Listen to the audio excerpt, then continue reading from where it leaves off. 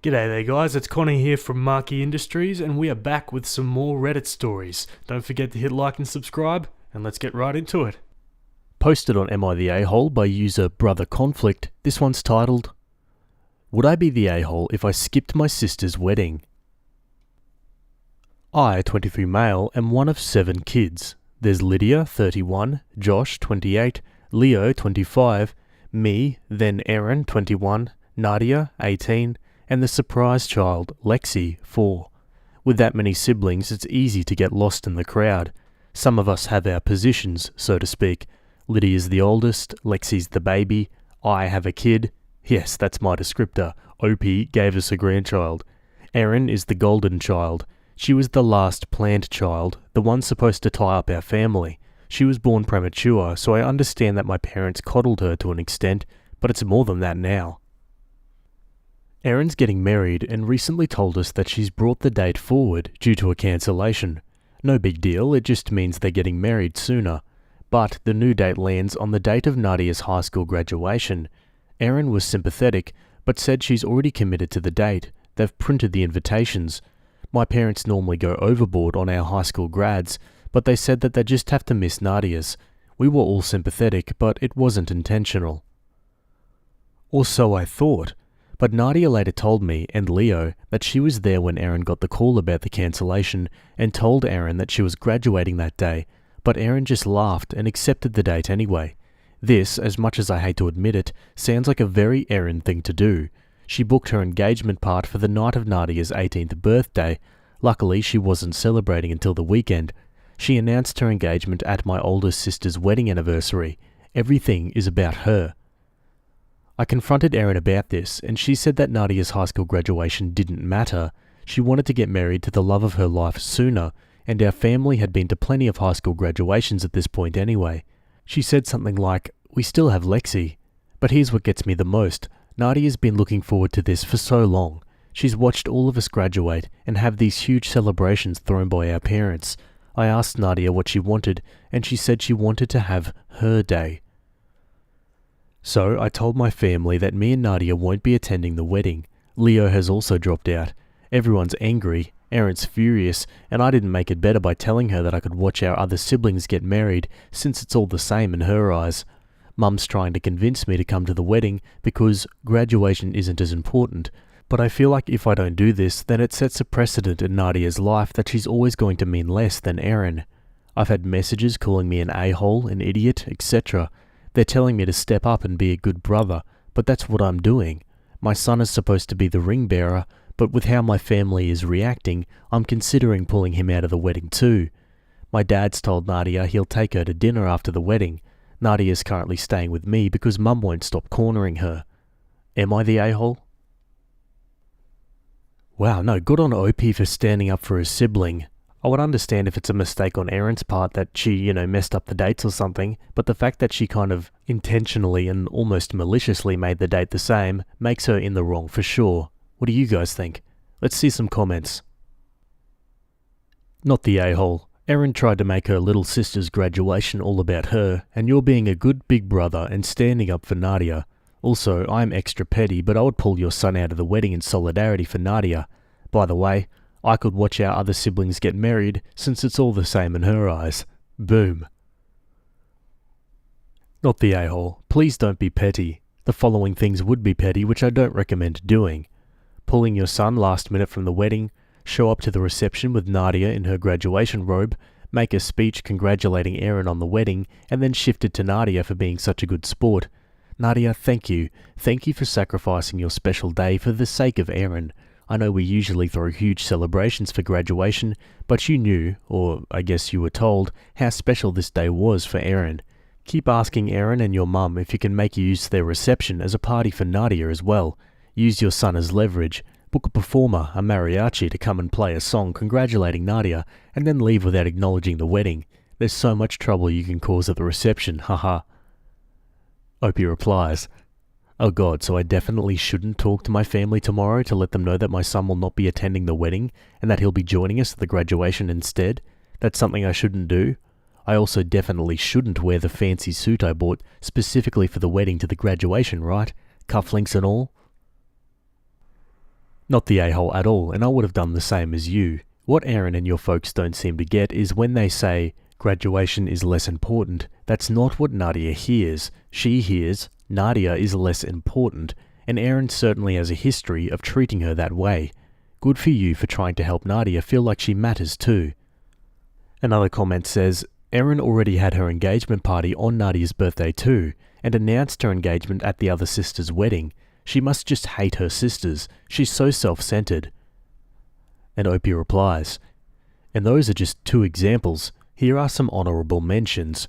I proposed to my partner 2 months after Aaron got engaged. This proposal was something I'd been planning for months, something my family had been made aware of for months, and fell on that day that's significant to me and my partner. Aaron was angry because I should have waited until this year so she'd be married beforehand. Our brother Josh was cheated on a few years back. It really broke his heart and his confidence was in tatters for a while afterwards. Aaron asked him if he could get her a necklace he'd bought for his girlfriend because it's not like he needed it. A few days after the incident took place, when he yelled at her, she cried to her parents about how she was trying to help him. And she broke her leg the morning of Josh's college graduation. It was an accident, but all of us agreed that it was pretty on brand for her. Yeah, not surprising. Okay guys, let's go to an update. It's 2 days after D-Day, and I finally come bearing an update. I've had to condense it quite a bit because a lot has happened. Before I start, Nadia wanted me to thank everyone who congratulated her on her graduation. She was overwhelmed by the support you all gave her, especially after she faced such opposition from our family. So, let's start. Last Friday, Leo and I went to speak to our parents and Aaron. I wanted to tell them that I'd be pulling my son from the wedding. Our older siblings ended up turning up as well, so it was us 4 standing up for Nadia. Leo had spoken to them the night before and helped them see things more clearly from Nadia's eyes. Apparently it didn't sink in with them that Aaron chose the date intentionally. There was a lot of yelling. Aaron accused me of trying to sabotage her wedding.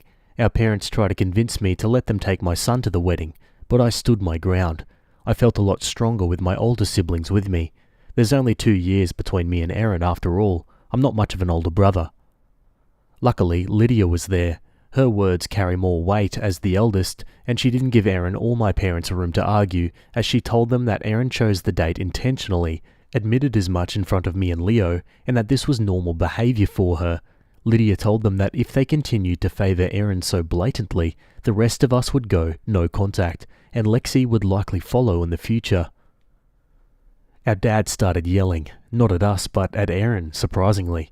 I've never seen him so angry before, and to see it directed at Aaron was shocking. Our mum asked us to leave. We didn't hear from anyone on that side until Monday when Aaron's fiancé George asked to meet us at our parents'. He apologised to Nadia. He didn't know that the wedding and graduation overlapped, nor did he know that it was something Aaron did on purpose. Our dad was the one to tell him. What followed was a long talk between us, during which we aired all of our grievances. I told our parents that we all felt that they valued Aaron more, that none of us mattered to them compared to her. Her artwork always went up on the fridge, ours always went in the drawer. I told them that as a parent I could never imagine treating my child like that. Aaron tried to argue. She tried to tell us that we were trying to turn her into a bad guy, trying to turn our parents against her, trying to sabotage her wedding. Our mum told her to be quiet, that it was our time to talk. George stepped in to tell us that he didn't expect us to attend the wedding, but we were welcome to attend the reception. He went so far as to say that he wished he could have cancelled the wedding altogether, but it had only cost him more money than he'd spent by bringing it forward. Mum's willingness to hear us out lasted less than 24 hours. By Tuesday, she was begging us to reconsider.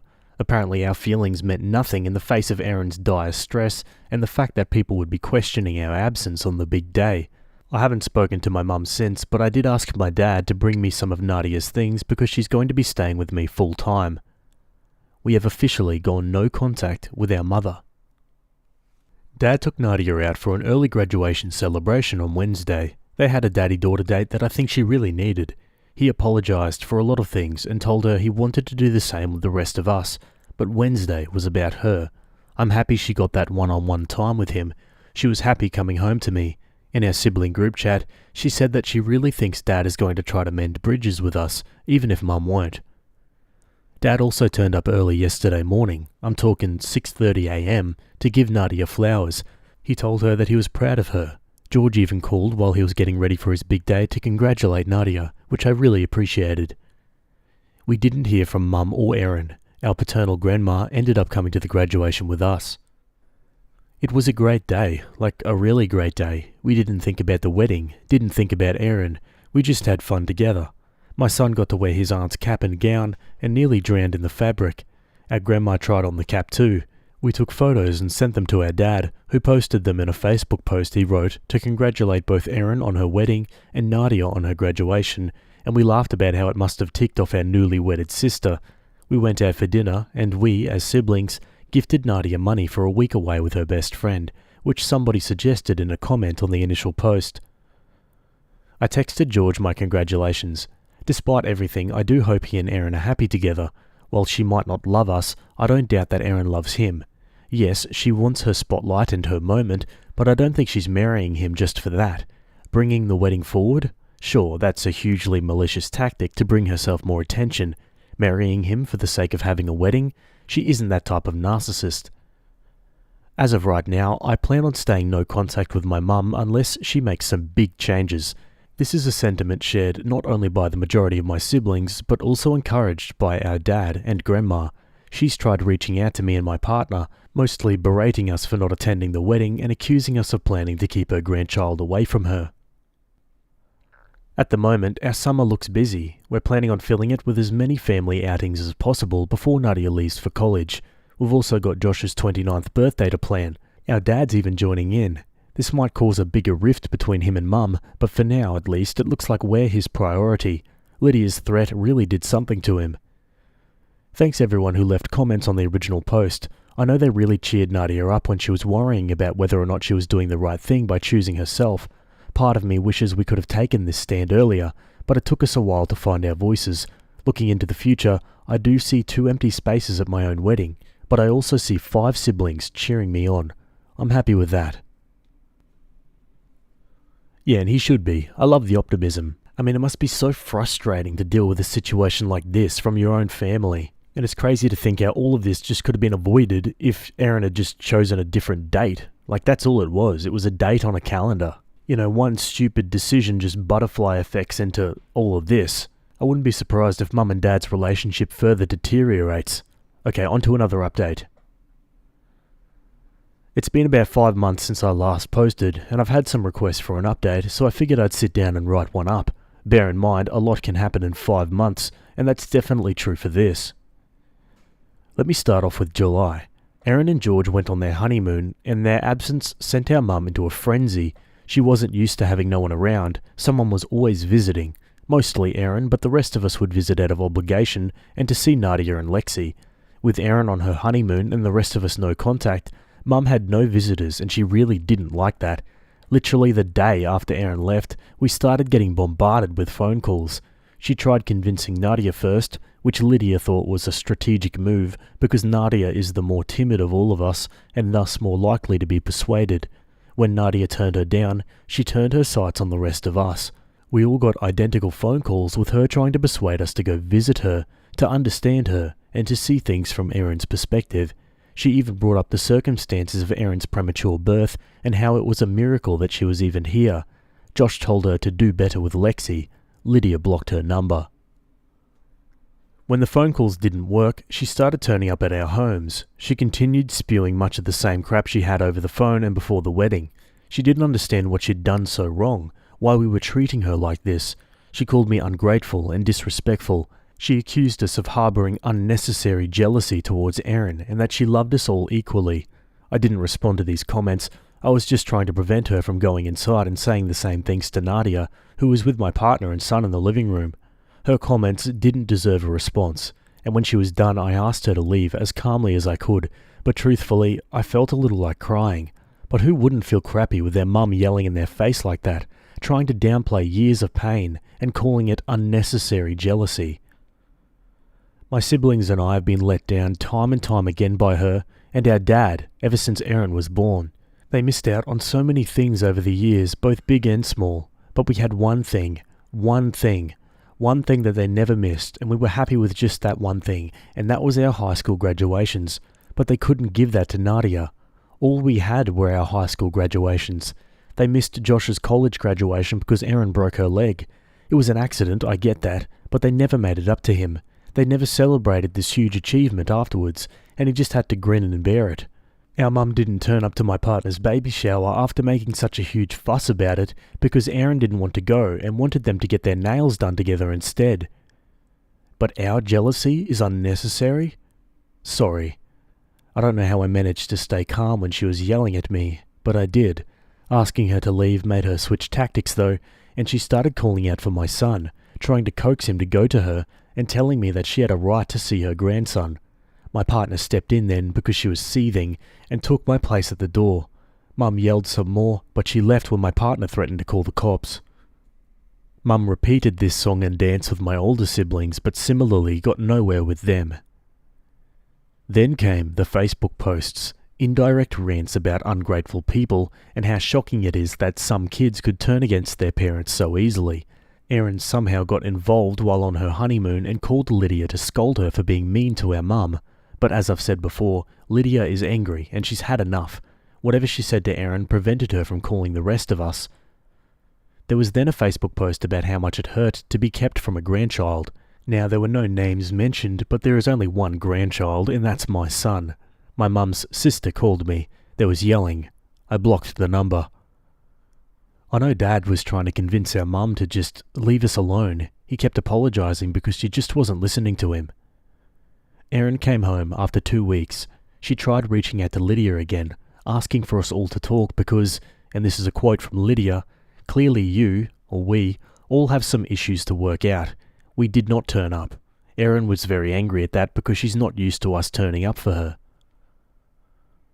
July wasn't all bad though. While our mum was on a rampage, our dad was still trying to do better by us, and he's improved a lot.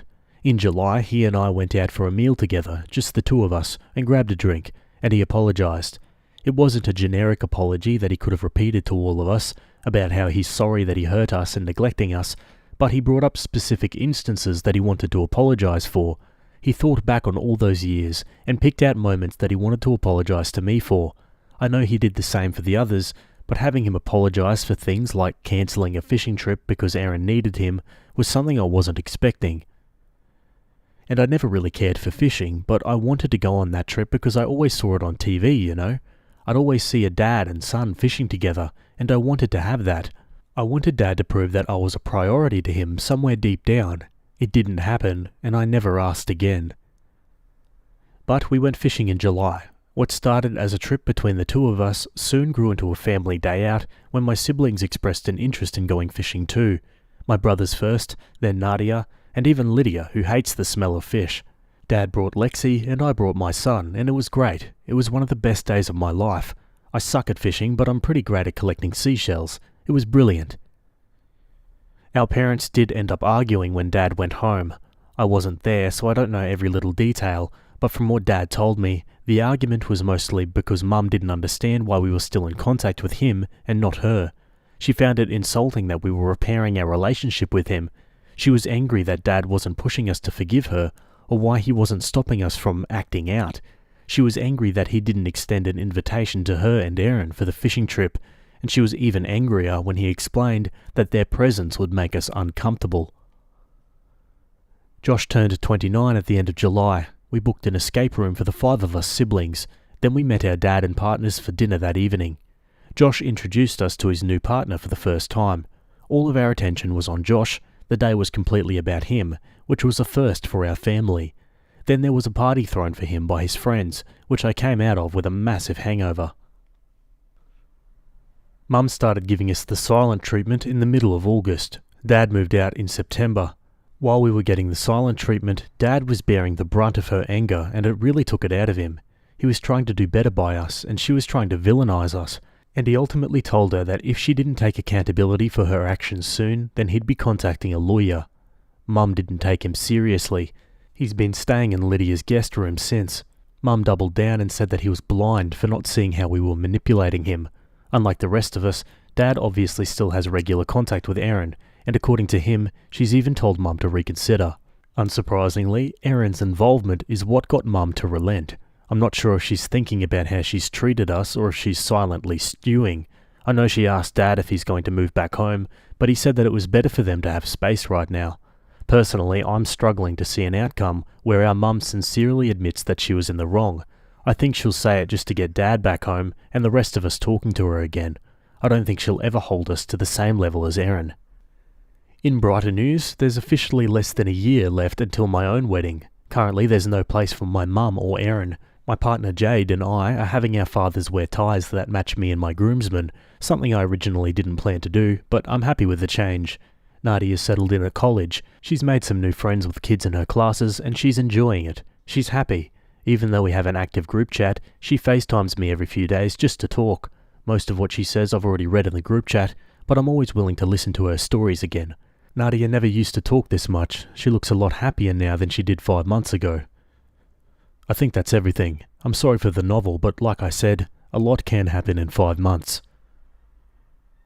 Yeah, ain't that the truth? But honestly, yeah, it sounds like they're thriving without these 2 toxic family members in their life anymore. But again, yeah, I can't help but feel like it's all so unnecessary. The absolute pig-headedness and stubbornness from the mum and the sister are just astounding to me. To be honest, I probably won't ever understand it. Okay guys, let's go to a new update. So it's been about 7 months since my last update, and I thought one was well overdue. I actually intended on sitting down and writing one out a few months ago, but life got in the way.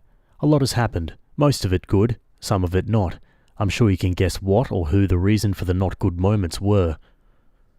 Mum was silent through Lydia's birthday in October, but made a huge song and dance for Erin's in November. None of us make it a habit to check her social media accounts, and honestly would have blocked her if it weren't for Lexi, but Leo sent a screenshot in the group chat about a post she'd made. The post essentially painted Erin as the perfect child, her precious angel, and said how she'd always be proud of her. She didn't even mention Lydia on her page at all during her birthday, but I can't say I'm surprised. Thanksgiving was different, but fun. We all drove out to our paternal grandparents' place a few hours away to spend it with them. Technically, it was supposed to be an in-law year, since Jade and I tend to switch who we spend it with, so that neither one of our families were being left out, but she suggested we switch it up this year so that I could be with my siblings on the first big holiday since the fallout. My in-laws are great people, and have been really supportive throughout all of this, and I'm really grateful for them too. Mum didn't reach out to us on the day, but I could tell she was fuming. It didn't help that she was being asked questions after Lydia posted a Thanksgiving Day photo that didn't include her or Erin. In December, she started a group chat with all of us and Dad, essentially telling us it was time to stop this petty drama and focus on family. But none of us are stupid. We all know she wanted to show off her picture-perfect family over Christmas, and how could she do that when all but 2 of her children can't stand to be near her? Erin was in the group, but didn't speak up, which was odd for her, but none of us really thought much of it at the time. Dad said he'd swing by to see Lexi, but he had no interest in spending Christmas with her until she was ready to admit the pain that caused us. A week later, my birthday also went ignored by her, but that was fine. It only proved that she had no intention of admitting she was the bad guy. She got more desperate as Christmas drew closer. The messages and phone calls started up again, but I could ignore those for the most part. What I couldn't ignore was coming home from work to find her on my doorstep. She told me she'd been waiting for ages, like I was expecting her visit and had done it intentionally, which, honestly, I probably would have given the state of our relationship. I'm just grateful my family wasn't home. Jade was on her way back from work herself, and our son with her parents. I didn't want to invite her inside, but honestly, given how desperate she looked, I also didn't want to deal with her where my neighbours could see. This woman told me that Christmas was about family and forgiveness. She told me I was taking it too far by keeping her grandson away from her, and how confused he must be without her. She said it was like I was using my son to punish her. I told her it was better this way, because we all knew what had happened if Erin had a child someday. My son would be pushed to the side, like the rest of us were, and I didn't want that for him. She said I was being ridiculous, and once again used that line, "I love you all equally."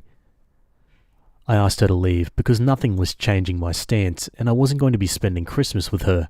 She got angry. She started yelling, and while I want to say I kept my composure, I didn't. I started yelling too. The more I yelled, the more worked up I got, to the point that I started shedding tears. Reddit, this was years of hurt rushing to the surface. I don't think I'll ever understand how she can claim to love us all equally, but tell her crying son to stop being so dramatic. She left only when Jade came back and saw the state I was in. Jade's little but fierce and would do anything for me and my son, and I swear my mum left terrified of her that day. The social media posts picked up again. She played victim, shared posts about children not respecting the sacrifices mothers make for them and stuff like that. She posted how we didn't appreciate all that she'd done for us, but we all ignored it. We did our own Christmas. Jade, our son and I visited the in-laws on Christmas morning, watched our son and nieces open their presents there, and then went over to Lydia's house. She offered to host us all this year. Dad took his place in the kitchen, joined by his assistant chefs, Josh and Lydia's husband. We didn't see our mum or Erin until January. Lexi turned 5, so there was a party, and we weren't about to punish our sister for the actions of the demon that birthed us, so we went. There were some questions, but people didn't push when it was obvious that none of us wanted to get into it. Mum acted like everything was fine, but Erin stayed away from us. At the end of the party, as we were helping clean up, Mum said it was good that we were finally putting things behind us. Lydia told her the only thing we were putting behind us was her. That started her off again, but she quickly realised she was outnumbered and headed inside. That was when Erin approached us with her husband. Honestly, I was expecting her to tell us to go easy on our mum or something, but instead she apologised.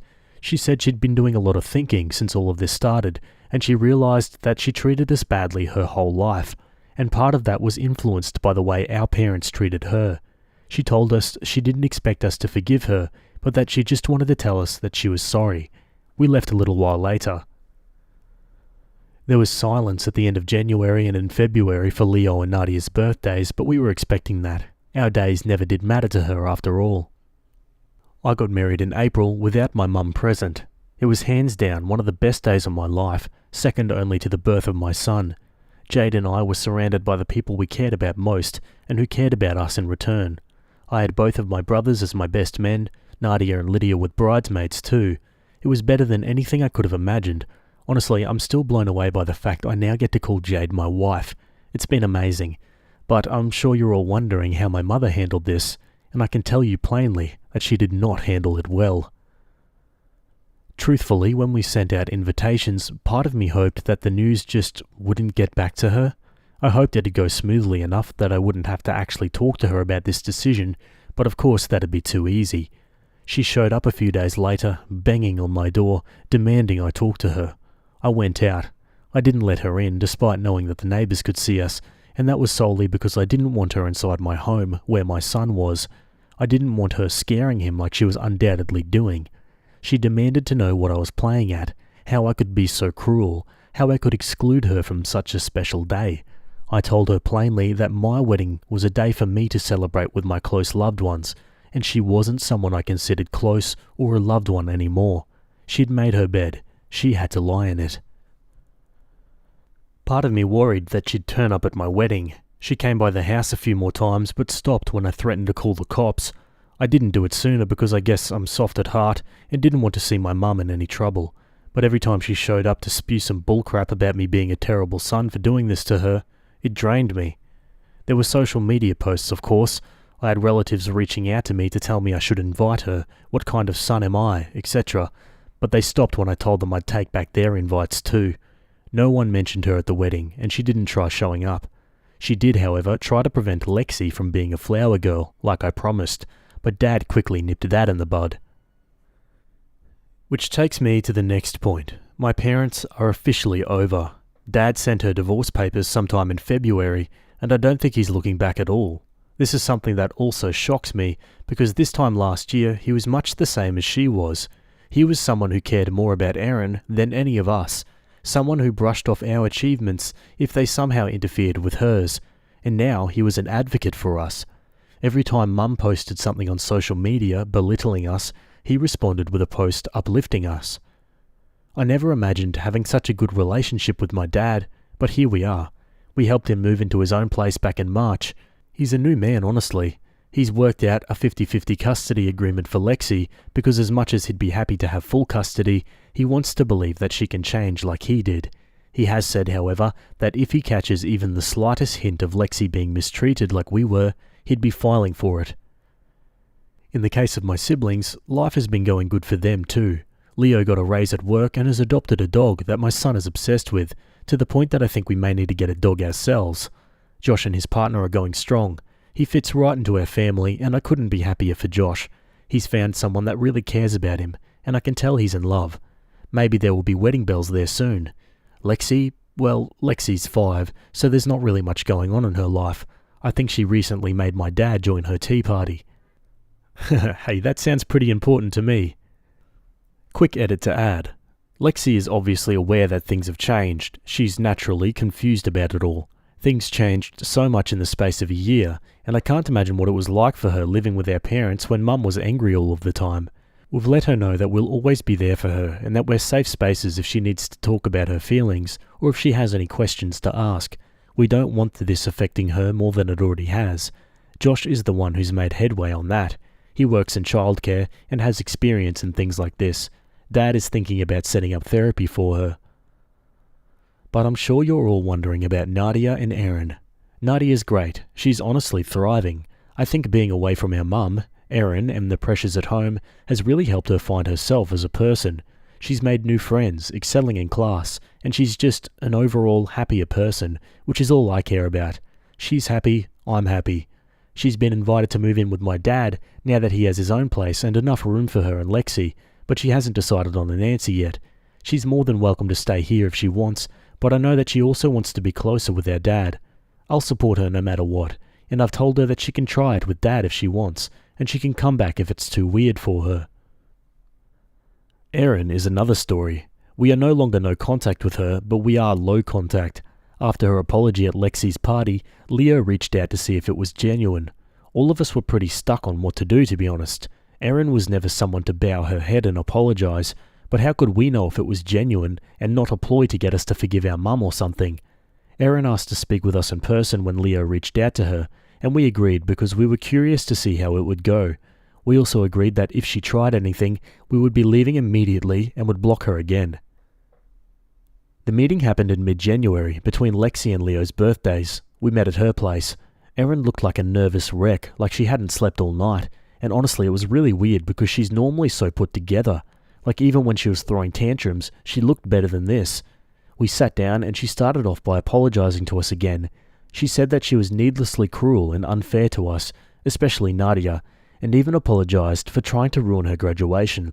She said when we all backed out of our wedding, she was confused and hurt because none of us had said no to her before. She thought we were closer than that, but realised now that it was one-sided. She thought we were close and we just wanted to be as far away from her as possible. We asked our questions and she answered every one. Why did you think we were close? Or because she'd been acting this way since childhood, partially encouraged by our parents' treatment of us versus her, and assumed that since none of us said anything about it, we were fine with it. Did you ever feel sorry? Well, she didn't, before this whole fiasco. It was normal for her to be the centre of attention. Everything was always about her, and she was trying to unlearn that. Why now? It came down to her husband. He'd tried talking to her a few times about her treatment of us, but she never saw an issue with it since, well, we never made it an issue before. He didn't like that response, but he loved her and she was a lot kinder outside of our family unit, so he hoped that if he kept talking to her about it, she'd eventually stop. They fought when she announced their engagement on Lydia's anniversary, and they fought again when she booked their party on Nadia's birthday. He couldn't understand how she could be so cruel to her family, and she told him that he didn't understand our family dynamic and that we were cool with it. The stuff with Nadia's graduation damn near ruined their relationship, and I don't know how she convinced him to stay with her, because George admitted he was very close to walking out the door. She said she was on our mum's side for a while because she really did think we were just acting out. We'd never been like this before, so why were we like this now? She didn't get why we were ignoring her, why we'd suddenly cut her off, and admittedly had a breakdown over it. George told her we'd likely been carrying that hurt and bitterness with us for years. She said that she knew she was a brat, but didn't realise how bad she really was until George and our dad laid it all out for her. That's why she told Mum to leave us be, so that we could have peace from it all. And it turns out Dad wasn't the only one bearing the brunt of Mum's anger. She was constantly blasting Erin's phone, turning up at her place, dragging our names through the mud. It got worse when Dad moved out, and suddenly Erin was all she had in the world. Mum called us awful names that Erin, thankfully, didn't repeat. Mum told Erin that she was all she had now. George vouched for how bad our mum was, said he'd come home from work often to find Erin staring at a ringing phone. She didn't want to answer, but knew if she didn't eventually, then Mum would turn up at her house. I know Erin was awful to us ever since she was born, but it really hurt seeing her like this. I think she herself was a victim of our mum's behaviour, albeit in a drastically different way. She said she wanted to reach out to us sooner, but knew we probably didn't want to speak to her. She just couldn't help herself when she saw us at Lexi's party and needed to apologise. We parted ways, conflicted. On one hand, Erin had always been selfish. She'd been manipulative and downright mean. She always found a way to overshadow us at every turn, at every achievement. Nadia's graduation was proof of that. On the other hand, she looked tired, she looked worn, and she looked guilty, and I didn't want to believe that was an act put on for the sake of getting us to forgive her and then our mother. None of us were sure how to proceed, but then Jade suggested that we invite her to the wedding, or rather we invite her to the reception after everyone's eaten. We had a few friends coming at that time too, who couldn't attend the wedding itself due to inescapable engagements. That way, if Erin did try to bring our mum, security would catch it and would know for certain whether or not Erin had turned a new leaf. Reddit, Erin attended the reception. She didn't bring our mum, didn't even mention her. She and George arrived and Erin cried as she congratulated me. She told Jade she looked beautiful and hugged my son. At some point, she took Nadia aside, and when they came back, they were both a little teary-eyed. Nadia later told me that Erin wanted to apologise to her properly, one-on-one, and didn't know if she'd get another opportunity to do so. George thanked me for giving Erin a chance. He told me that she really could be a warm, kind-hearted person. I told him I hoped to meet that version of her someday, and I mean it. If Erin is truly as warm and kind and wonderful as George believes her to be, then I want nothing more than to meet that version of my sister. Now you may be wondering, OP, you forgot to mention Lydia when talking about your siblings. Well, that was on purpose. You see, it's a good thing Dad moved out of her spare room. She's going to need that space in a few months, and she's not the only one. I knew Lydia was pregnant because she sat both me and Jade down to tell us she was pregnant and worried about her bridesmaid dress, even offered to step down if it was a problem. We, of course, told her not to be ridiculous and that would cover the cost of any alterations needed. In the lead up to the wedding, Jade told me that she planned on having Lydia make an announcement during the speeches. I foolishly assumed that Lydia was going to announce her pregnancy to our extended family, and while I was a little hesitant, I agreed, since Jade wanted this, and well, at least she'd gotten permission, unlike someone would have.